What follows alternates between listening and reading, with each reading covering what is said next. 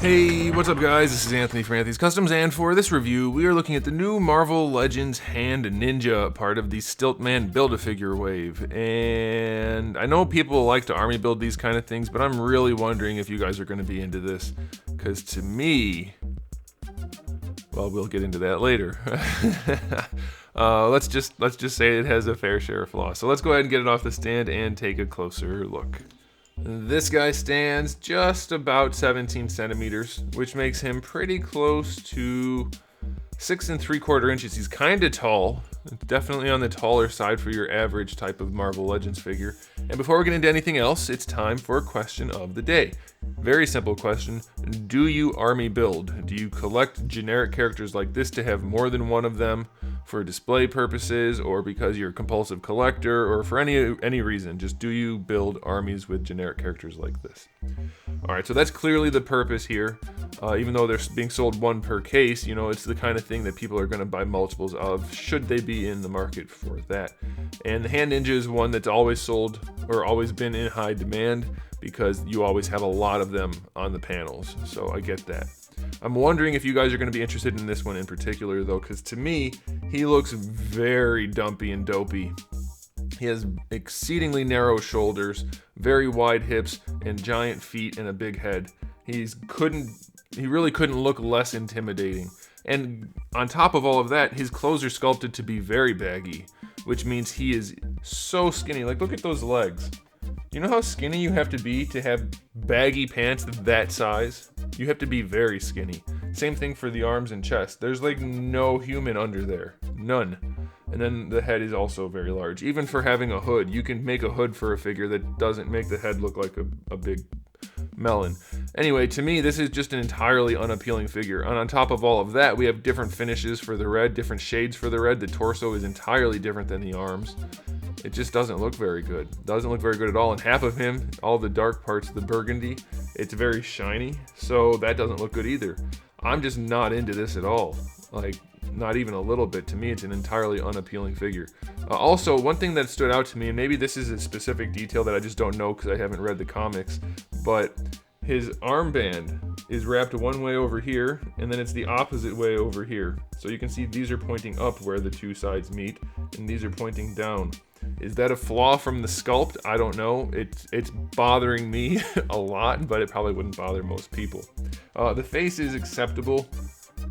It's a separate piece for the balaclava type hood, I guess, and then the face is a different piece in there. The eyes are painted well enough, no real issues there. Same thing here, no problems with the paint. But that's about it. I mean, other than the darker colors for the sleeves, or for the wraps here, and then the ropes. That's it. He's very basic and just unappealing. Like, to me, I just don't understand, or for me, I just don't understand why the sculpts are so unimpressive. I just don't, like, that doesn't look like a comic book character. That looks like a person in a bathrobe and a hood.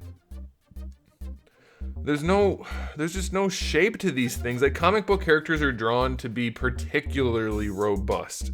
Even the skinny ones are very muscular and V-shaped. Even the very skinny ones are. It's like Hasbro's purposely trying to not make the male characters look like male characters. They just look like generic amorphous creatures inside clothing. I just don't get it. So aesthetically speaking, this gets a 5 out of 10. I couldn't be less interested in this release from an aesthetic standpoint. For the accessories, we have 2 gripping hands that come on them in the package. Then we have 2 style pose hands. That's fine, no issues there. We get 1 Ninjato style katana, which means it's a straight blade.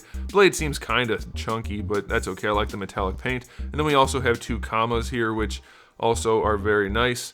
Again, silver metallic is very good on there, so that's pretty good. The sword does fit in the scabbard, or at least I assume it does. Let's check. It should. Oh, they put it in the wrong way. Golly. Let's just put it in the wrong way. I mean, even though it's not curved, you don't draw it with the... If he reached back and drew that, he'd be holding it backwards. How does that kind of stuff keep happening? Like, you can probably put it in this way. Yeah, you can. That's what she said. But it definitely is shaped to go this way. I just don't get it. How do you put the things on backwards? Like, this is your job. Just figure out how to do your job. I don't get it. Okay.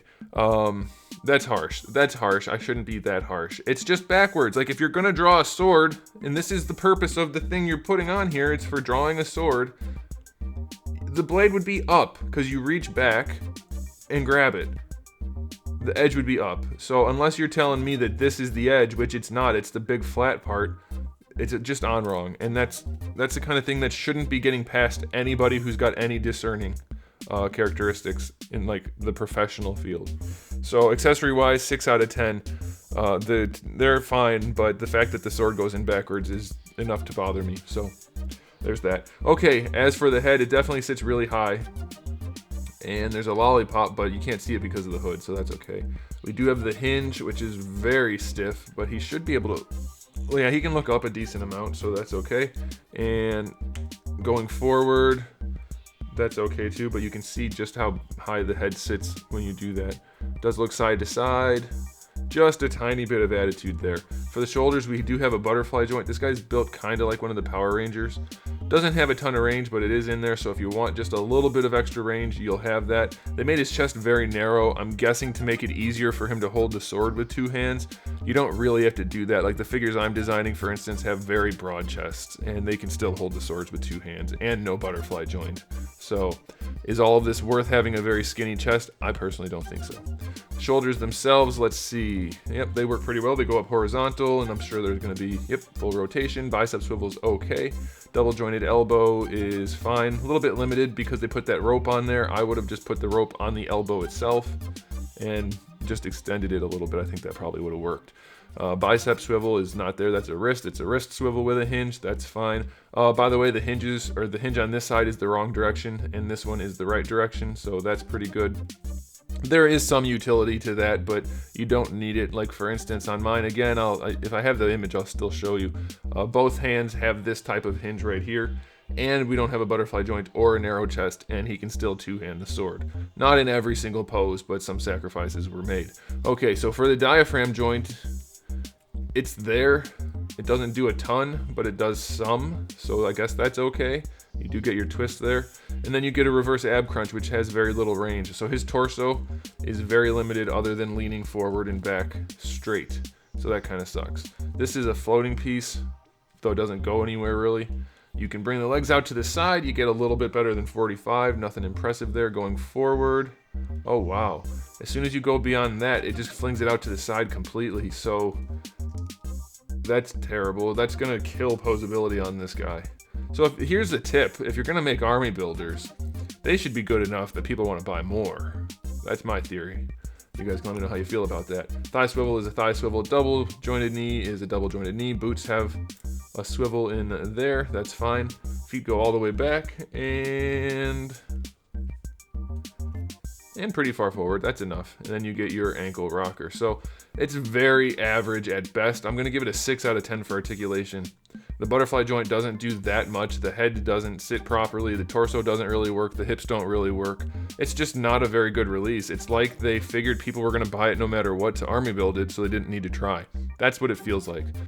And for the final figure, the verdict for the final figure, the best thing about this guy is the metallic paint on the accessories. That's it. Like, there's nothing particularly good, and there's plenty of stuff that's pretty bad about this figure. So I'm going to give it an overall rating of 5 out of 10. I don't know if the numbers average out to that at all, but they don't always have to as far as I'm concerned. The average or overall rating for this guy is not good. 5 out of 10 is, I think, generous. To me, there's no reason to buy this unless you have a compulsion because it's not good. It's not a collectible. It's the quality of a kid's toy at the price of a collectible with small accessories. So that's my take on it. Let me know how you guys feel. So there it is. Thanks for watching. If you enjoyed the video, give it a thumbs up. If you didn't, give it a thumbs down. And if you haven't subscribed, you might want to. I have new videos almost every single day and thousands already on the channel. So make sure you come back for all of that. And in the meantime, keep collecting.